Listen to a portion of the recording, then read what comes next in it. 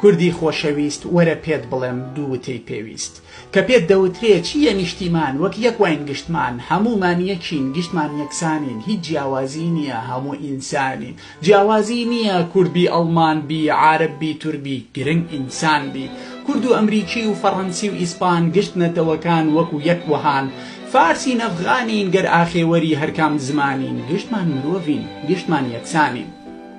تۆزێ هۆشت بێ یەکسەر مەخڵەتێ لە پێناو ئەودا یەکسەر مەسووتێ تۆ ئەو یەکسان نین وەکو یەکوانین تۆ من بێکەسین بێپشتیوانین وان مافی نەتەوەییان هەیە مافی ژیاری و چاندیان هەیە هەر یەکێک لەوان دەوڵەتی هەیە چەک و ئابووری و سەروەری هەیە لە نێو جیهانە نوێنەریان هەیە لە لای خەڵکی تر خەمخۆریان هەیە لە دەوڵەتیانە خۆیان سەروەرن خاوەنی پارە و جاش و نۆکەرن هەموو مافێکیان گشت پارێزراون قەوارەکانیان تون دامەزراون ئەو سەنگەری خۆی قایم کردووە لە ژین بەشی بە زیاوە بردووە هەر یەکێ لەوان خاوەن دەوڵەتە ئەتۆی نەکبەتیش دڵێ پێنج لەتە